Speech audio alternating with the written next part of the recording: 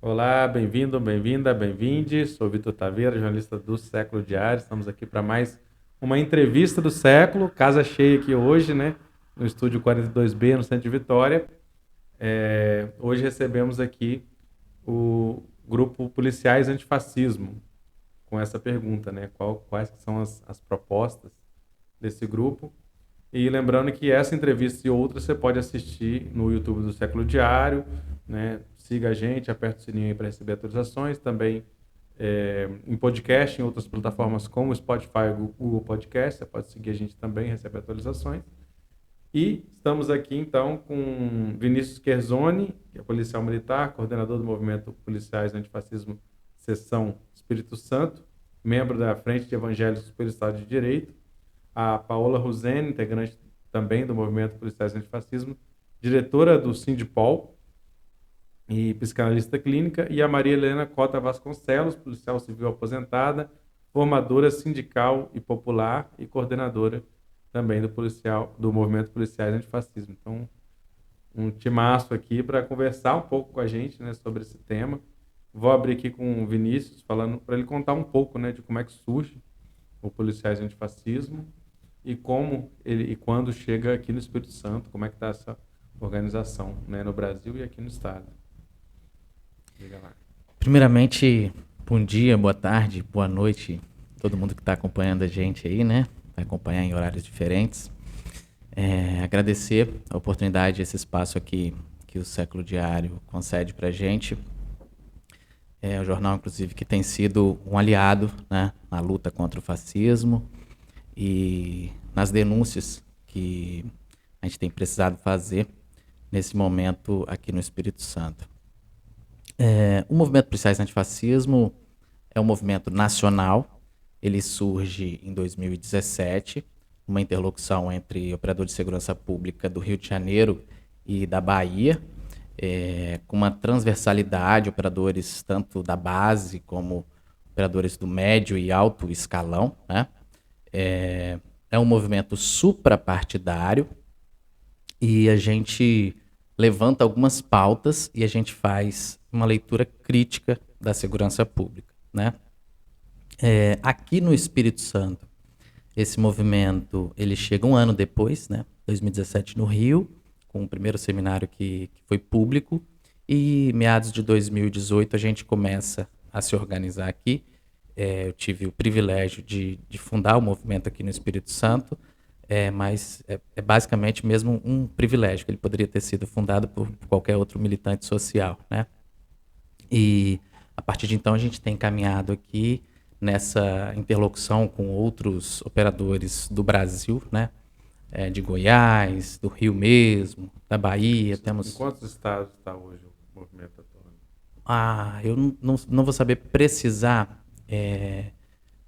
em quantos estados estão. Talvez a Maria Helena, por ser coordenadora nacional, ela pode trazer essa informação com um pouco mais de precisão. Mas a gente está organizado assim, na maioria dos estados da federação, né? Onde a gente está mais consolidado mesmo é aqui no Espírito Santo, né? No Rio, no Rio Grande do Norte, em Goiás, em Santa Catarina. Deixa eu ver aqui, onde mais? Brasília também, tem Rio Grande do Sul, né? E em relação às pautas, né, que eu estava comentando, a gente defende pautas como a desmilitarização, né? O ciclo completo de polícia, a regulamentação das drogas e a carreira única, né? As nossas pautas, basicamente, elas dialogam tanto com as categorias da segurança pública, né, com o universo dos operadores de segurança pública, com o universo policial, né, dos bombeiros também, mas também dialoga com a sociedade civil, né? Por exemplo, a questão da desmilitarização, por exemplo. É importante a gente dizer o que não é a desmilitarização, porque existe uma certa polêmica em relação a essa temática, né? Não só essa, as outras também, a questão da regulamentação também. Mas quando a gente fala de desmilitarização, as pessoas pensam, você vai tirar a arma da polícia, você vai entregar uma flor para um infrator, né, para alguém que cometeu um crime. Não se trata disso, né? Quando a gente está falando de desmilitarizar a polícia, a gente está falando de tornar a polícia civil, né?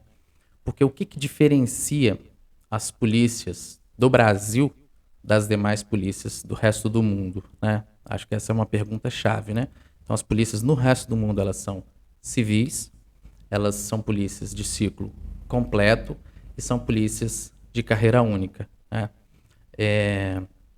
Então, por exemplo, uma pauta dessa, ela precisa sim dialogar, né, com as nossas categorias, e eu acho que aí está o desafio, né, da gente mostrar os benefícios da desmilitarização, né, mostrar os benefícios de uma pauta como a carreira única, por exemplo, né, que é a possibilidade de um operador de segurança pública entrar na base da instituição e galgar até o grau máximo dentro da instituição. Hoje você entra como oficial, né? Na Polícia Militar é assim, né? Você entra como praça ou como oficial. E na Polícia Civil, você entra como agente, né? Ou como delegado. Ou tem os concursos específicos, né? Para perito. Em outros lugares, o agente é chamado de inspetor de polícia. Escrivão, né? também. Escrivão também, né? Mas aí você não tem a mobilidade de um para o outro, né? Você entra em Para você entrar na carreira de oficial, você precisa sair e prestar um concurso fora, né? E quando a gente está falando da carreira única, você consegue unificar a experiência desse profissional, que ele entrou ali na base, né? Com a técnica, né? E quando uma pessoa entra como oficial, né? Ele vem do mundo civil, ele entra na instituição, ele cai às vezes de paraquedas num cargo de chefia, né? Para dar ordens para alguém que tem 20 anos de experiência. Isso não faz o menor sentido, né? E isso gera um conjunto de problemas, assim, né? De desacertos, né? De falta de comunicação mesmo entre esses dois operadores, porque um que está na base e o outro que está nas castas da instituição, né? Então, a nossa proposta de uma carreira única, a gente pensa que dessa forma é mais justo. E só comentar um pouco sobre a questão da desmilitarização, né? Porque tem vários níveis, né, de militarização, né? Porque, por exemplo, a polícia militar, né, ela carrega o militar no seu nome. A polícia civil, apesar de ser civil, ela também acaba bebendo dessa fonte da militarização da segurança pública. Então, quando a gente está falando da perspectiva da desmilitarização, não é só desmilitarizar a polícia militar, né? Mas é desmilitarizar uma lógica de polícia, né? Então, a lógica que está implantada tanto na Polícia Civil quanto nas guardas é uma lógica muito militarizada, né? Então, a gente precisa entender que nós somos garantidores de direito, né? as guardas, inclusive, a gente até, né, fez reportagem no século falando dessa deturpação que tem acontecido nos últimos anos.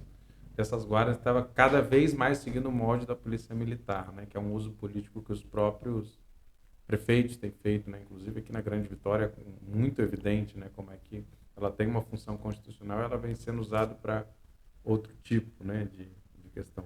Aí eu queria aproveitar para passar para a Maria Helena, para ela comentar um pouco desse alcance nacional do movimento, você tem essa informação de onde está, mas também desse fato que o Vinícius já começou a falar, das várias, quer dizer, quem que esse movimento inclui? Tem várias polícias, como é que é essa relação, enfim, contar um pouco disso. Então, assim, a segurança pública, ela é tão importante, né, nas nossas vidas, e que é que pauta a segurança pública, né? Muito dificilmente a população é consultada para qualquer decisão que envolva a segurança pública, segurança das pessoas, encarceramento. E aí, quando o Vinícius traz essa questão da militarização, né? Hoje, o Brasil, ele é um país militarizado. As Forças Armadas são necessárias para as fronteiras, os locais longínquos, em caso de guerra, que felizmente nós não estamos em guerra, né? Elas são necessárias, elas são forças de pronto emprego. Por isso elas são militarizadas. Mas as polícias que lidam com civis, essas polícias, elas não precisam ser militarizadas. Elas precisam ser desmilitarizadas. Mas precisamos pensar que o Brasil é uma sociedade militarizada. E hoje, nesse último governo, então, isso foi explicitado, né? Ele se disse até de um partido militar que tomou a política, né? E quer decidir, ter decisões, pautar o próprio governo federal no sentido de como as coisas vão ser decididas. E não cabe às Forças Armadas pautar o presidente. O presidente é que tem que pautar as Forças Armadas, dizer como ela vai funcionar. E essa questão da militarização, ela vai aos poucos tirando os direitos das pessoas, calando as pessoas. Aí e o militarismo, ele nunca vai resolver a questão de violência de um país, a violência entre as pessoas. Aí você pega a escola cívico-militar. Miséria não se resolve com militarismo. Violência entre pessoas não se resolve com militarismo. Porque, pense, no Brasil você não pode se organizar e juntar para reivindicar, né, direitos. Muitas vezes, quem se organiza pela polícia militar são cerceados ali nos seus direitos de reivindicar. Mas, então, você não pode se organizar para reivindicar direitos.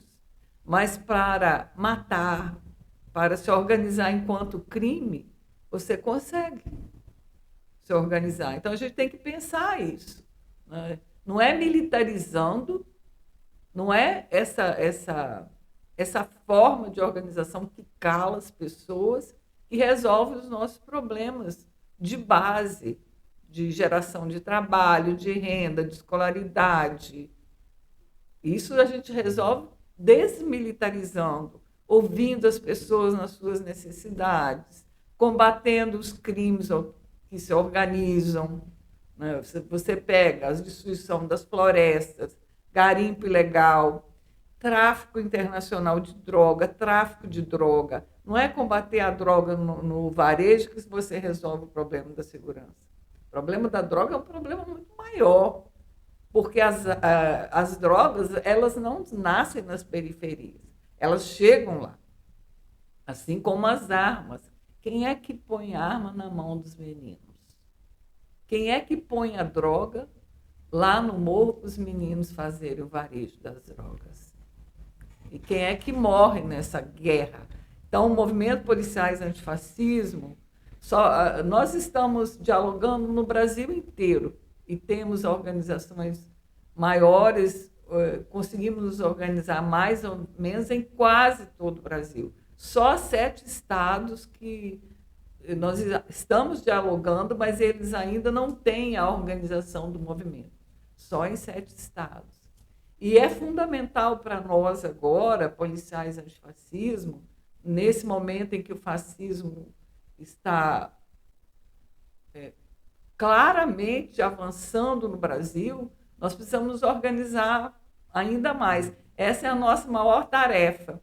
Porque aí, quando a gente traz a carreira única, o ciclo completo, a desmilitarização, uma outra política de drogas, nacionais, são pautas nacionais, né, que interessam a todas as pessoas. O desencarceramento, o fim dessa guerra que mata a juventude negra e periférica.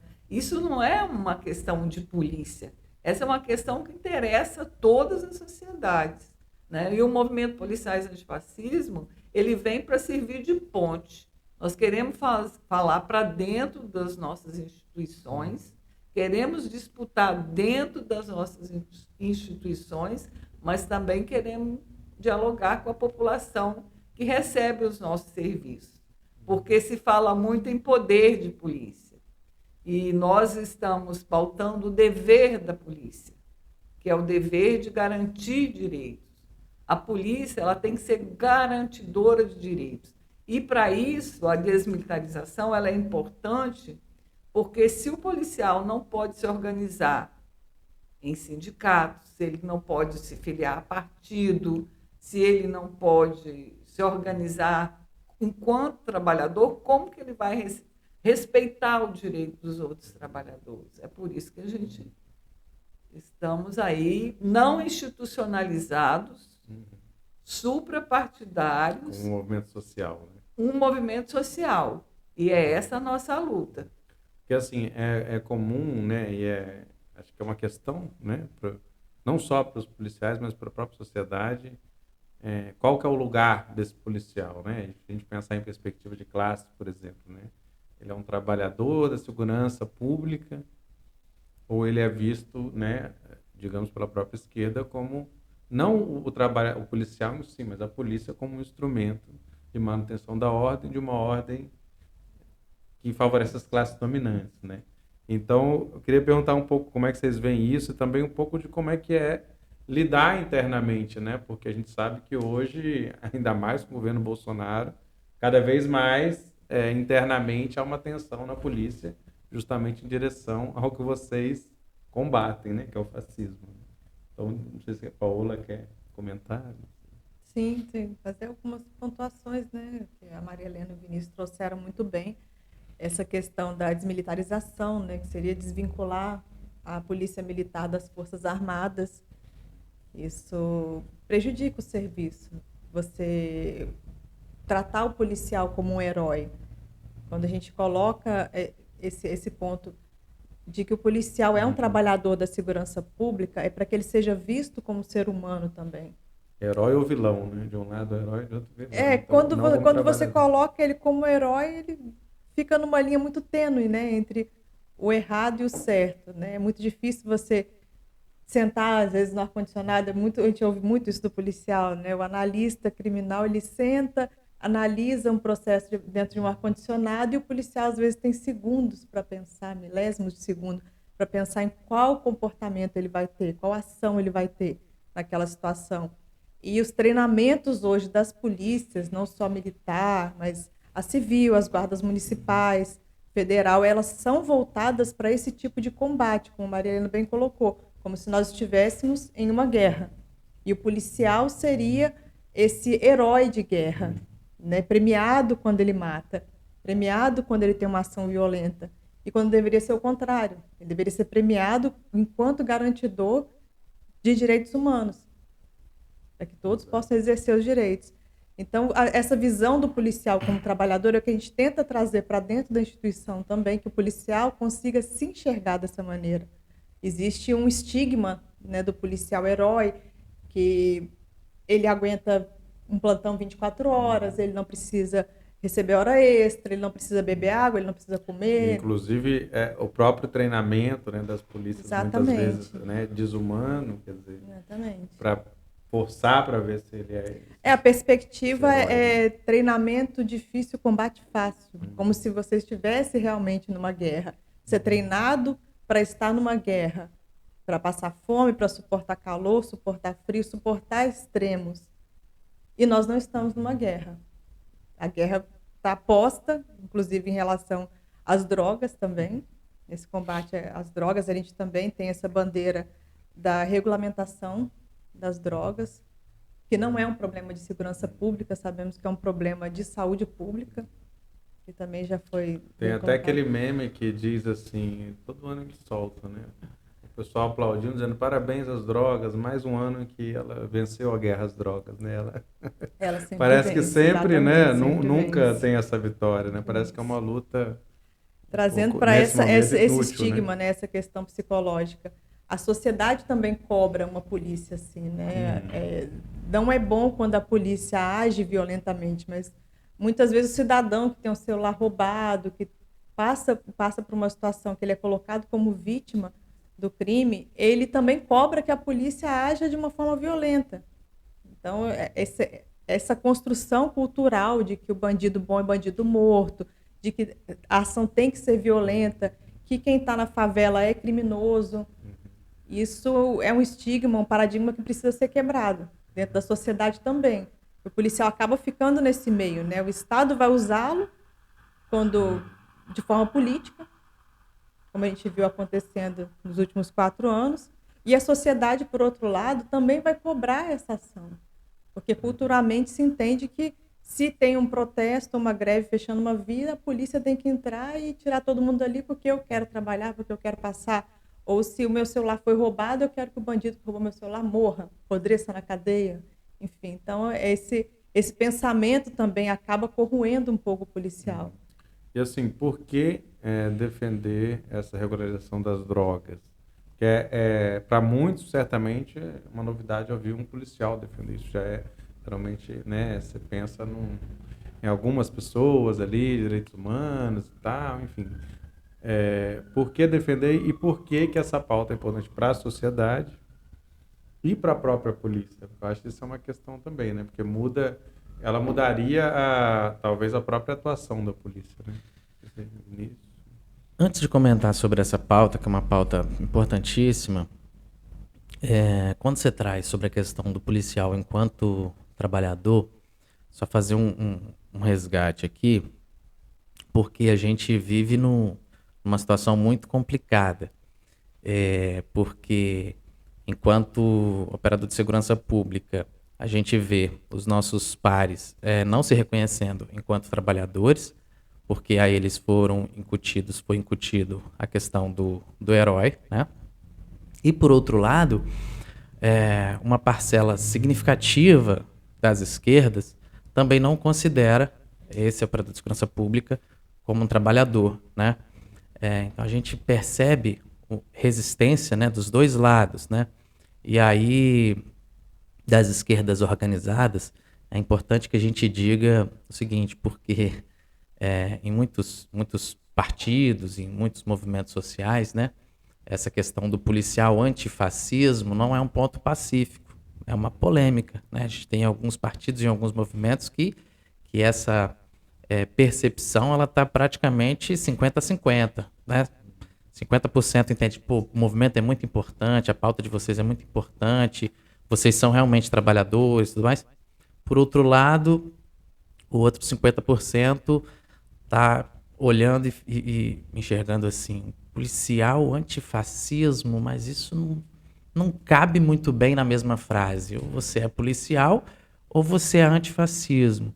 Então, acho que assim, o que a gente tem a dizer sobre isso e sobre esse tipo de crítica, eu estou trazendo isso porque isso realmente a gente tem percebido isso, né? Esse tipo de postura em relação a uma parcela das esquerdas.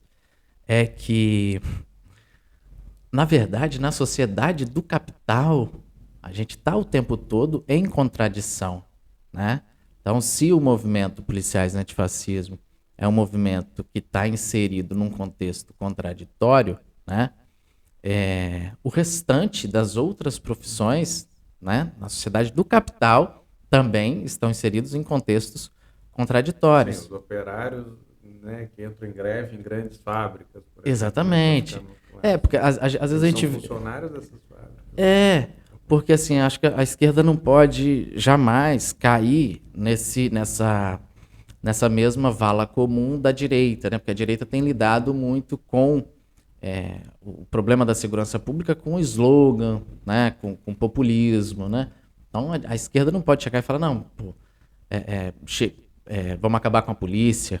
Como assim? Né? A gente precisa refundar essas organizações, a gente precisa discutir a concepção de polícia, né?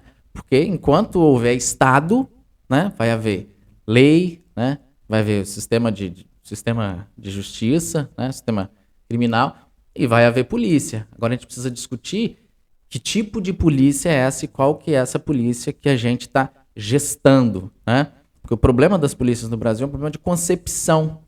Então, quando a gente vai analisar o problema da violência, a gente tem uma tese no movimento, é de que esse modelo ele acaba impelindo o operador de segurança pública a ter determinados comportamentos.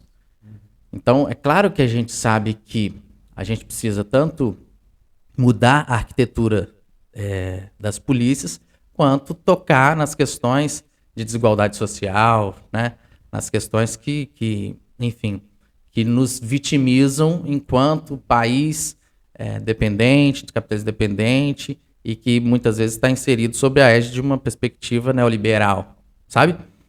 Tudo isso nos atinge, mas até que a gente faça algumas transformações, a gente não pode simplesmente ficar assistindo, a gente precisa, né, se mobilizar e trazer a importância da mudança dessa concepção de polícia. Que é uma concepção também histórica, né? Acho que o ponto de vista desse receio tem a ver com uma história em que, por exemplo, um golpe militar de 64, um contingente imenso de militares progressistas que existiam, como existiam em vários países da América Latina, né?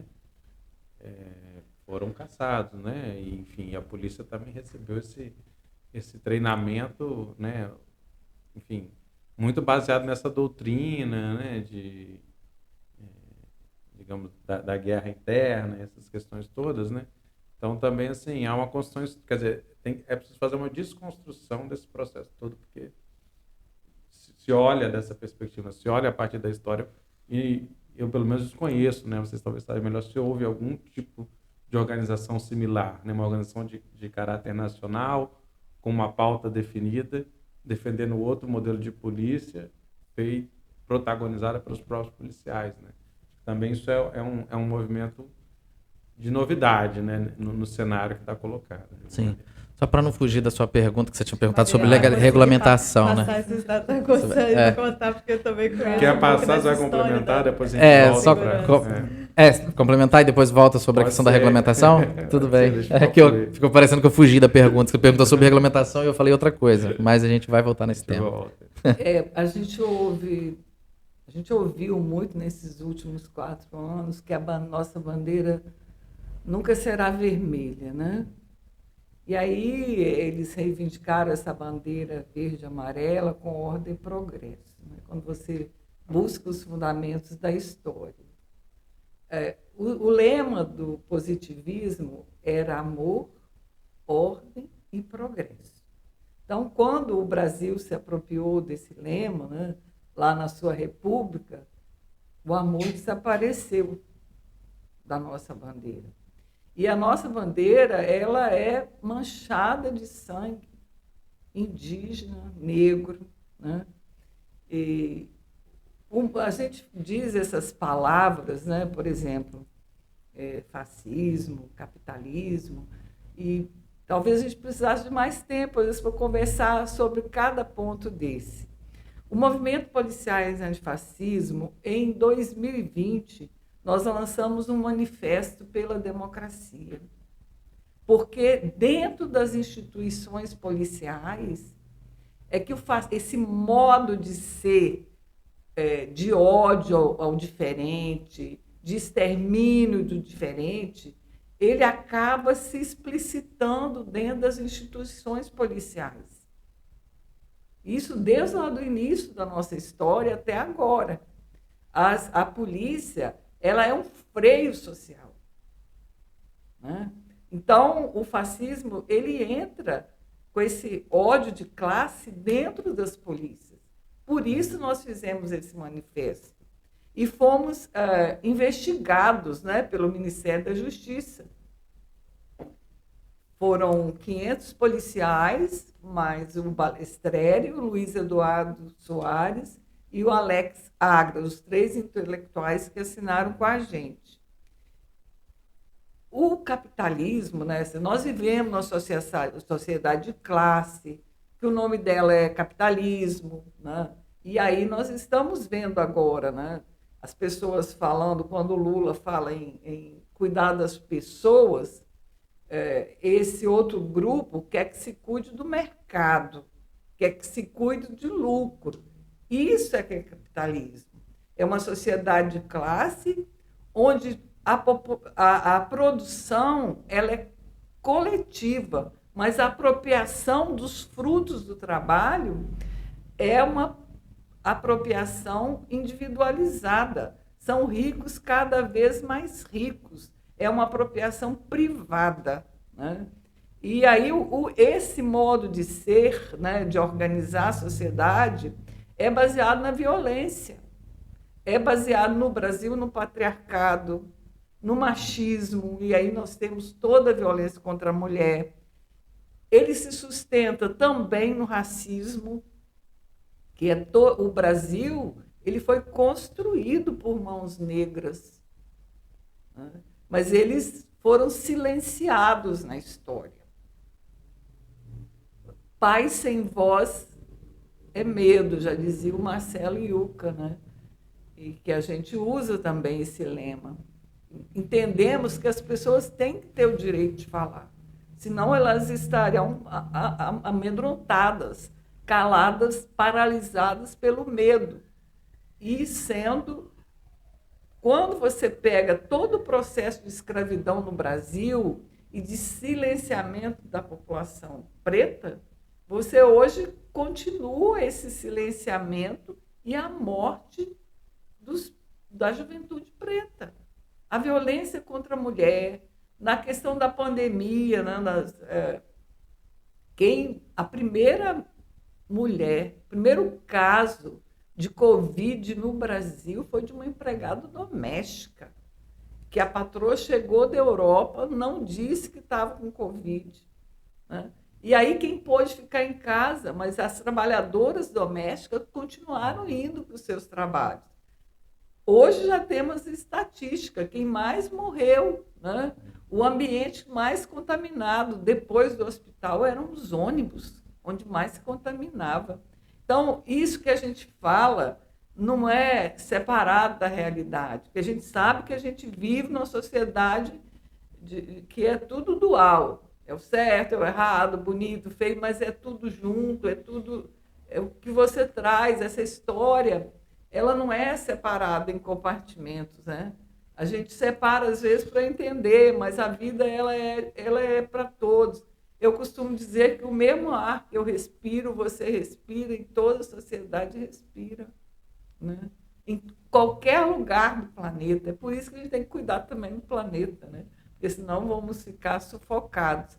E a luta do movimento policiais antifascismo é contra esse sufocamento também, né? De todos. Porque entendemos que paz sem voz é medo. A nossa sociedade, o Brasil, ele é militarizado. O Luiz Eduardo Soares tem um livro dele que é magistral, que se chama Desmilitarizar. Então, não foi à toa que ele foi investigado junto conosco, né? O grupo Mochoara, ali de Cariacica, tem uma música que diz: os meninos de Vitória vão para muito além do mar. Eu trabalhei na Polícia Civil como escrivã durante 30 anos. Houve uma época que as crianças ficavam muito na rua. E, às vezes, eram colocadas em carros e levadas para a divisa de outro estado. O problema não se resolve, né? Nós tivemos nos governos Lula e Dilma a diminuição da população de rua. Hoje você anda na rua, você tem de novo toda a população na rua, as crianças voltando para a rua, vendendo balão nos ônibus. E isso é um aumento da miséria, da fome e da pobreza. O pagamento da dívida externa foi garantido nesse governo. Os ricos ficaram cada vez mais ricos. Os movimentos de oposição, né, à eleição de Lula, essas pessoas que insistem ainda em ficar na rua, elas estão sendo alimentadas pelo capital. Já sabemos pelas investigações que existem empresários, né, colocando os caminhões que foram colocados para fechar as vias públicas. Não foram caminhões de trabalhadores, foram de grandes empresas, né, de transporte coletivo. Está sendo investigado, inclusive, no Espírito Santo, né? Pois é. Ainda em sigilo, mas... O alimento que está chegando para essas pessoas que estão dormindo na rua é do agronegócio, desse agronegócio perverso, que não alimenta as pessoas. Então, você traz muito bem. O Brasil é um país feito em cima de injustiças, construído por mãos trabalhadoras que foram apagadas, né? Então, a dívida histórica do Brasil com o seu povo, me incomoda muito esse negócio do Brasil acima de todos, entendeu? Isso chega a me doer, porque eu acho que o seu país tem que ficar debaixo dos seus pés. Ele tem que te acolher e não ficar em cima e te esmagando, né? E nem vou falar do Deus acima de todos, né? Porque eu entendo Deus como a espiritualidade como um direito das pessoas, porque nós também temos a nossa subjetividade e o nosso sentir. E precisamos ser livres, precisamos manifestar essas coisas.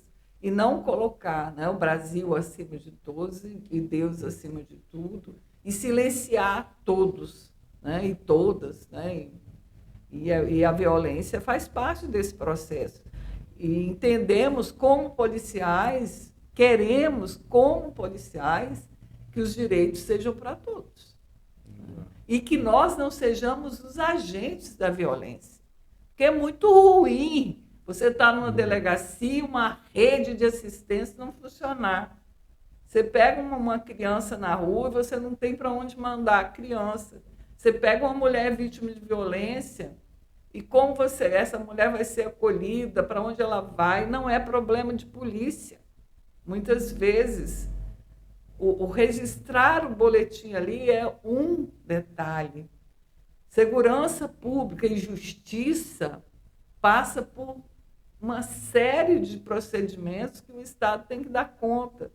E nós temos que quebrar esse círculo vicioso, né?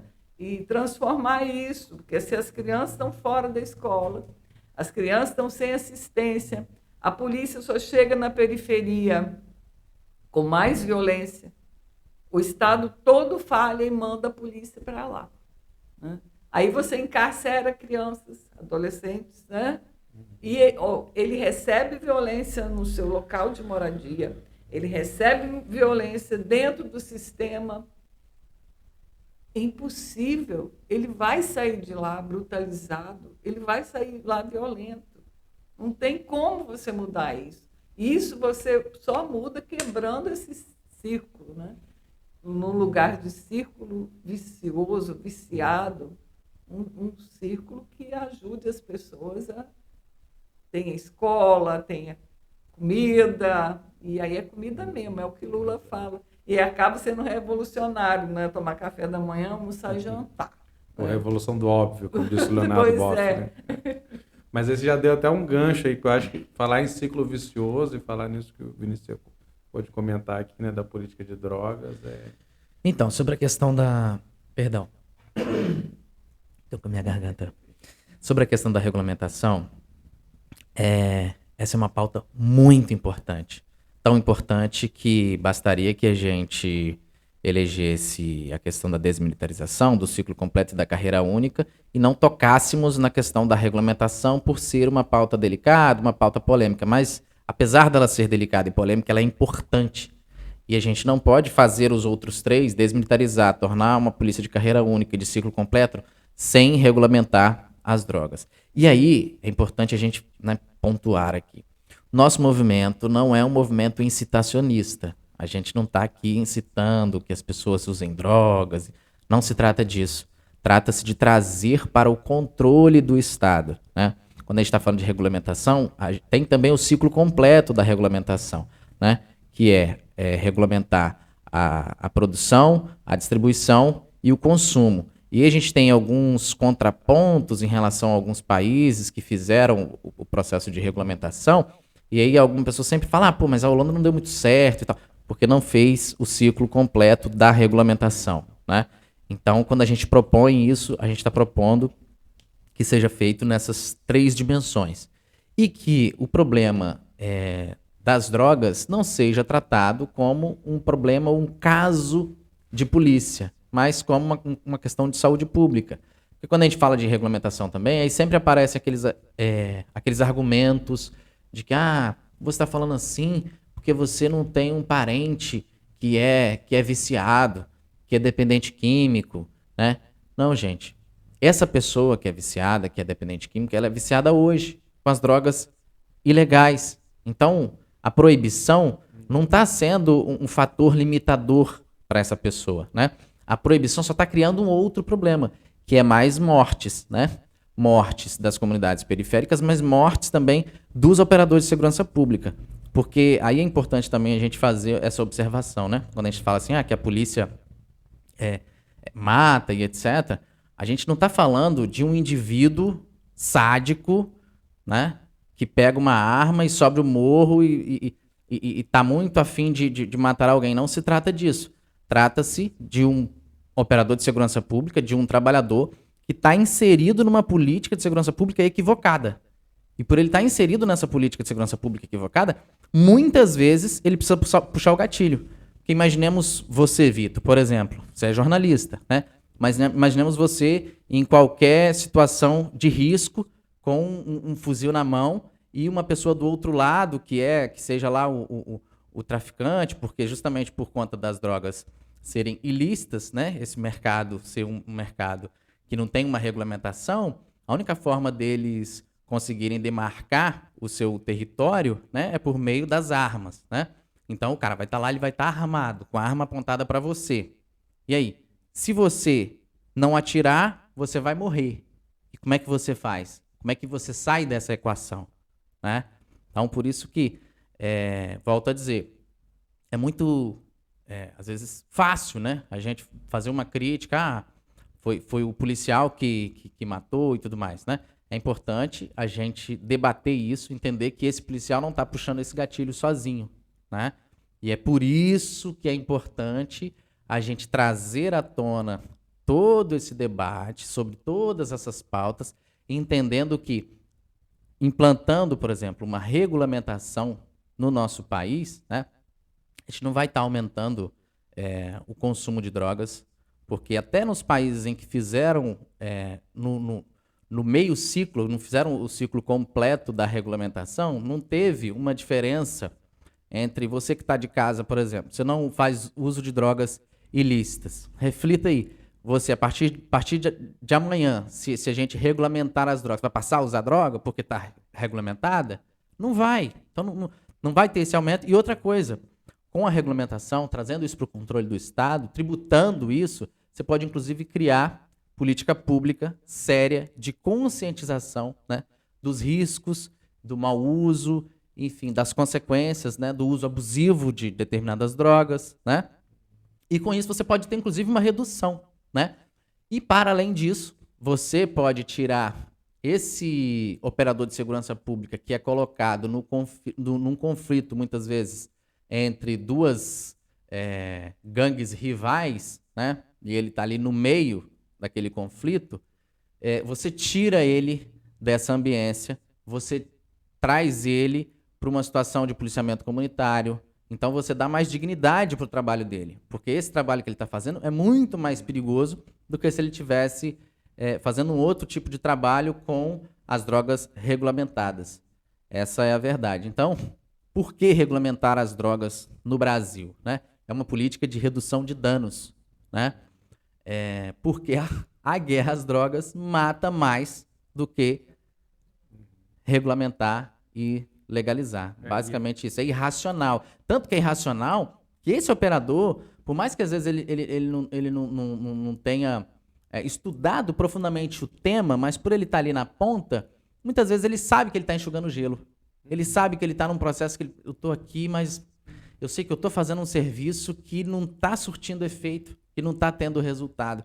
E aí, meu amigo, é só a gente pensar que como é que a gente vai querer um resultado diferente para a segurança pública se a gente tem um modelo equivocado de segurança pública e se a gente insiste nesse modelo, né? Que é o modelo de meio ciclo, né? As polícias são polícias de meio ciclo, as polícias são militarizadas, significa dizer que elas são meio polícia e meio exército, né? E as drogas, através do proibicionismo, tá matando muita gente, inclusive os operadores de segurança pública. E nesse sentido que você comentou, né, essa questão da condição em que é colocado o policial, a gente sabe que tem um problema muito grave, né, que tem se agravado nos últimos anos, que é a própria condição de saúde mental dos policiais, né, casos de suicídio, casos de depressão.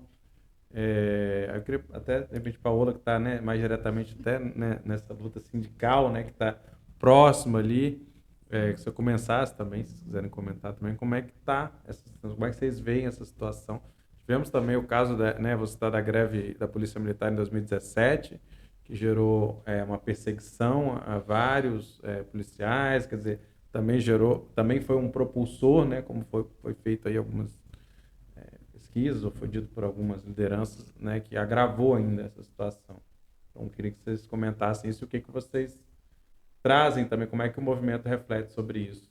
Sim, vou trazer para o Espírito Santo, já que você comentou da greve da PM, que a gente tem que voltar lá atrás, quando fala como o policial pode reivindicar o direito dele. Né? Ao policial militar, principalmente, não é permitido a filiação partidária, não é permitido o direito de greve e não é permitido o sindicato. Ele não pode se associar enquanto sindicato, então ele não tem uma base organizada para discutir direitos com o governo do Estado, que seria o patrão. Como fica esse policial militar sendo massacrado pelo Estado, sendo usado politicamente pelo Estado, com escalas absurdas, né, sem descanso? Na CLT você tem uma previsão de um descanso, na polícia você não tem essa previsão de descanso. Então, o Estado aqui no Espírito Santo, por exemplo, se criou uma escala chamada ISEL, em que o policial cumpre uma escala além da escala normal que ele tem, e o Estado paga essa hora extra para ele. E o policial precisa do dinheiro. Então, ele acaba trabalhando e fazendo turnos, né, dobrados para conseguir esse dinheiro. A saúde mental ali já está acabando. Você já cria um policial doente, você já cria um policial sem condições físicas, mentais, para lidar com situações de estresse. E que são cotidianas para o policial. O policial que está na ronda é cotidiano, ele vai lidar o tempo todo com situações de estresse. Então, você não pode esperar desse profissional um comportamento, como eu falei, o mesmo comportamento de alguém que não tem que lidar com todas essas questões. Então, a preocupação da saúde mental em relação ao Estado com o profissional de segurança pública realmente não existe.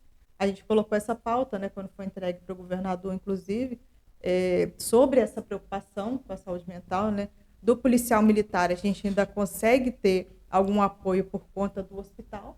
A HPM, eu, infelizmente, vou ter que trazer essa questão da diferença de tratamento que o Estado tem em relação à Polícia Militar e à Polícia Civil. A Polícia Civil já não tem acesso ao HPM, muitas das pessoas da sociedade comum não sabem disso. Acreditam que o policial, o HPM, ele é para servir a toda a segurança pública, não é. Na Polícia Civil, por exemplo, o último psiquiatra que tinha aposentou, então a gente não tem acesso nem a psiquiatra, a nenhum tipo de auxílio da saúde mental. Existem profissionais, psicólogos e assistentes sociais dentro da Polícia Civil, mas eles não entraram na Polícia Civil para esse fim. Eles acabam tendo que parar esse serviço de atendimento que seria voltado para uma delegacia da mulher, para uma criança vítima de violência, e tendo que voltar isso para dentro da instituição por conta da demanda. E realmente o número cresceu muito, principalmente na pandemia de suicídio de policiais, por conta dessa pressão externa que é feita e também da pressão institucional. A cobrança de você ter um desempenho sempre lá em cima e que se torna impossível, devido a essa carga de estresse, essa falta de uma preocupação em lidar com a saúde mental do policial. Já estamos assim, mais aproximando do nosso final. Vou trazer um pouco desse debate que a gente tem feito também de conjuntura, né? Então, eu queria saber o seguinte, primeiro, como a gente falou, muitas das pautas do movimento são nacionais, a atuação do policial que a gente faz é nacional, né? Como é que estão os diálogos? Vocês estão acompanhando até esse processo de transição já está acontecendo, né? As expectativas em relação ao governo do Lula, né? Aí a gente tem claramente uma mudança, né? Do governo mais militarizado para um governo de outro caráter, né? Como é que vocês estão avaliando aí Vinícius falou muito bem sobre isso, né? A gente tem uma certa resistência da esquerda. Quando você tem uma classe de professores, uma classe de profissionais da saúde, a esquerda sempre busca ouvir a base. A construção de um plano de governo ela é feita em cima da base. E quando a gente vem para a segurança pública, às vezes acontece de ser convidado um coronel, um general, um delegado para construir essa pauta de segurança pública e não existe essa aproximação da esquerda com a base. É um erro que vem sendo cometido há muito tempo. Talvez pelo desgaste, né, por conta do golpe em 64, por conta de toda essa cultura de militarização. Mas eu acho que a gente precisa de um espaço da base dentro da esquerda para falar sobre esses problemas institucionais. Eu vou deixar os meus colegas agora para também só queria fazer essa pontuação. Nisso eu vou pedir a palavra. Assim. Você fez a pergunta. Depois nós vamos falar aqui a nível estadual. Você fez a pergunta, né, assim, se o movimento policiais antifascismo é novo. Eu entrei na Polícia Civil em 80, no final da ditadura. E lá, e é muito interessante, como o governo não dá apoio ao policial, aos trabalhadores, para você sobreviver nesse contexto que a Paola coloca, né, de violência de todos os dias ali, você tem 3 opções, é o meu pensar. Ou você se omite, você faz o que dá e se omite, ou você vai para o crime organizado. Infelizmente, nós perdemos muitos companheiros trabalhadores para o crime, ou você vai para a luta de classes. Eu optei para a luta de classe, então eu acompanho essa discussão da desmilitarização desde 1980, 86. A gente já estava discutindo mudar as polícias, fazer delas instituições que defendam o povo, é um desejo dos trabalhadores policiais.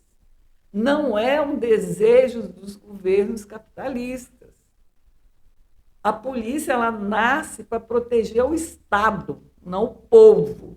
Quem quer proteger o povo são os trabalhadores, porque nós saímos das camadas mais baixas da população.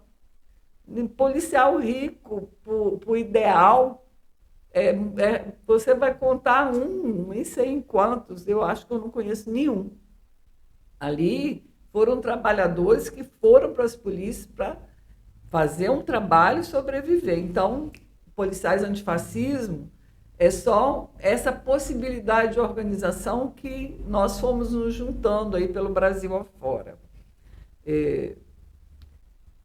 Quando você traz, né, essa questão do adoecimento e da greve aqui do Espírito Santo, eu entendo que está junto. Quando você é reprimido, você não pode reivindicar direitos. Durante muitos anos, eu vi as mulheres dos militares se unirem aos nossos movimentos da Polícia Civil para reivindicar salários, porque a comida falta em casa. E o seu marido não pode, que é um trabalhador militar, ele não pode reivindicar salário. Então, elas vieram junto, né? Então, nessa greve de 2017, várias coisas aconteceram.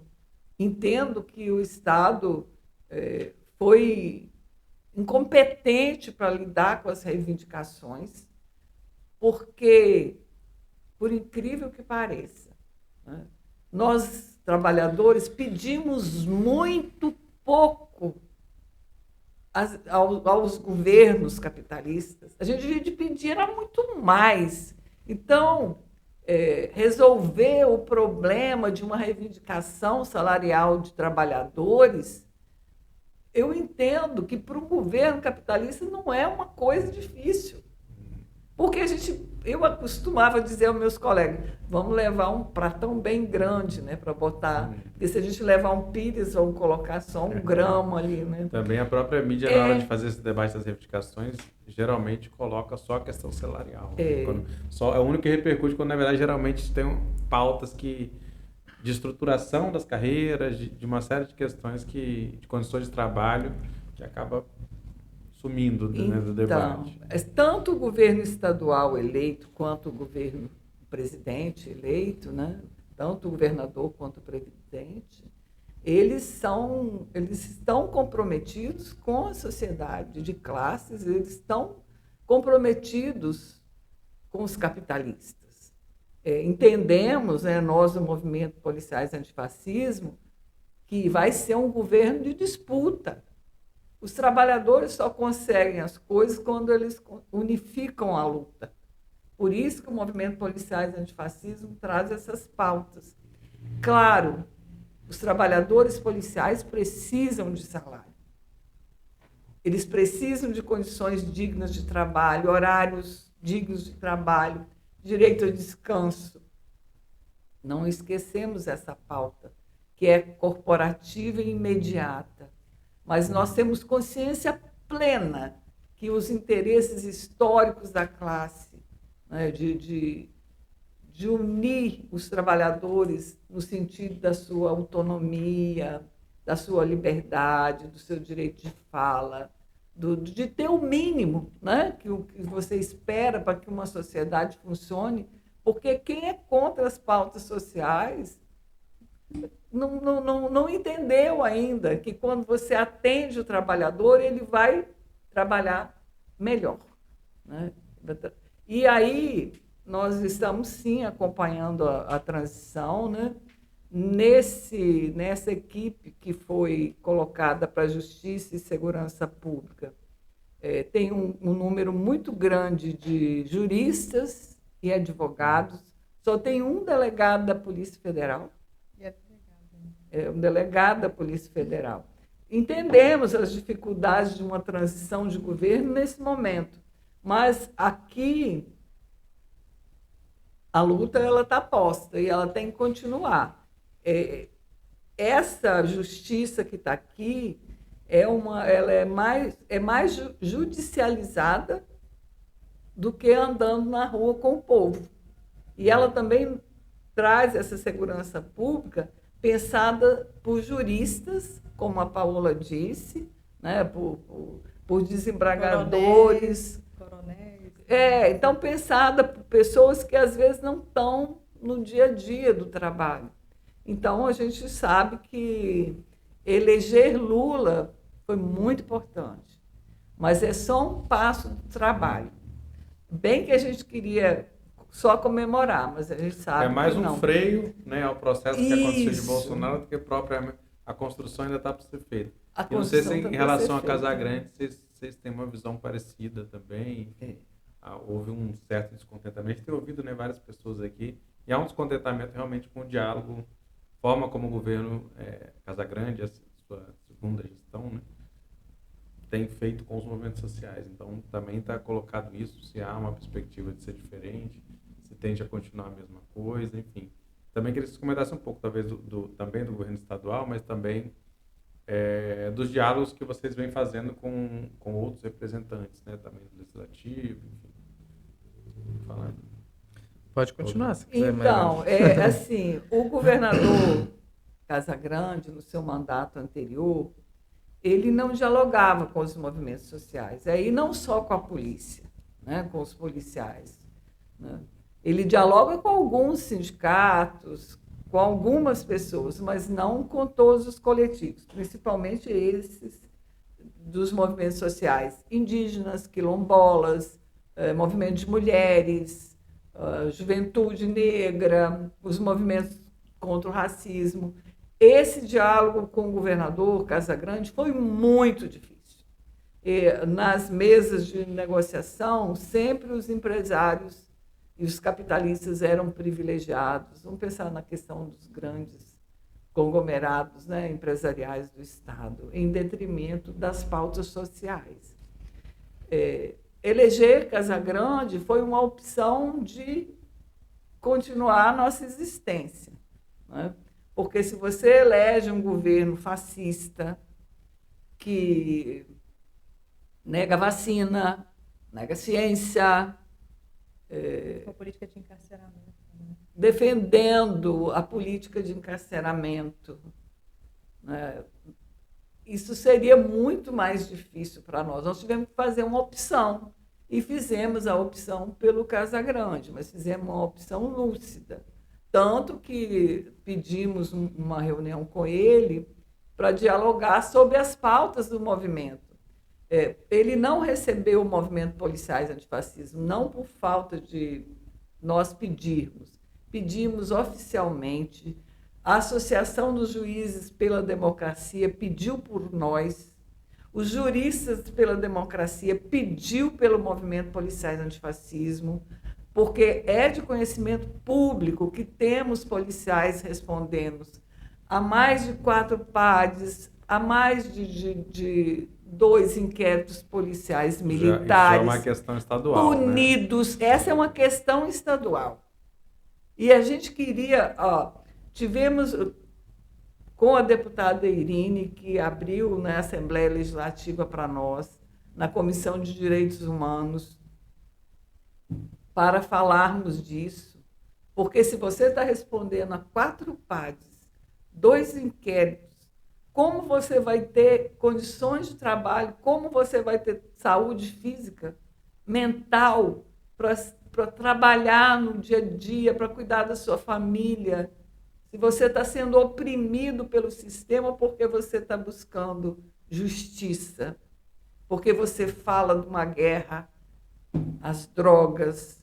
Né? Então, nós esperamos, né, que isso mude um pouco nesse próximo mandato do Casagrande. Se não mudar, nós estaremos unificando todas as nossas lutas com todos os movimentos sociais, inclusive fora do Estado, porque muita coisa no Espírito Santo só se resolve quando é denunciado fora do Estado. Isso é uma realidade, e não só para os movimentos policiais antifascismo. E aí pedimos também, né, que ele ouça não só nós, mas todos os movimentos sociais, que ele reforce os conselhos, a questão do Provita, né, que seja instaurada a defesa, né, das pessoas vítimas de violência. O Estado do Espírito Santo sempre foi um Estado muito violento, principalmente com os ativistas sociais, né, os resistentes. E a gente está aí. Beleza, muito obrigado a Vinícius Scherzoni, Maria Helena Cota, Paola Rosene, membros do Policiais Antifascismo. Esse foi a entrevista do século, produção e locução de Vitor Taveira, o apoio técnico do Cauã Elmer. Nós voltamos na próxima semana com mais temas importantes para a gente pensar o Espírito Santo e o Brasil, né? Dá tempo de uma última reflexão? Vai lá. Uma reflexão aqui do Reich, que é um filósofo alemão, que ele diz o seguinte, que o fascismo, na sua forma mais pura, é o somatório de todas as reações irracionais do caráter do homem médio. Acho que isso ilustra um pouquinho do que a gente tem assistido, e eu queria colocar aqui o movimento Policiais Antifascismo como um movimento que esteja junto com os outros movimentos, numa aliança popular antifascista, né? Ou antifascismo, que juntos a gente vai conseguir vencer essa quadra histórica que a gente está vivenciando nesse momento. A gente precisa superar isso. É isso, o Século Diário se coloca aí, né, sempre à disposição de promover esses diálogos, né? Então, para saber também mais das notícias diárias, análises, outras informações sobre o Espírito Santo, você pode entrar lá, www.seculodiario.com.br. Todo dia tem novidades. E também nos curtir aí no YouTube, no Spotify, acompanhar o nosso debate por aqui. Isso aí. Obrigado a três pela presença. Até logo. Valeu.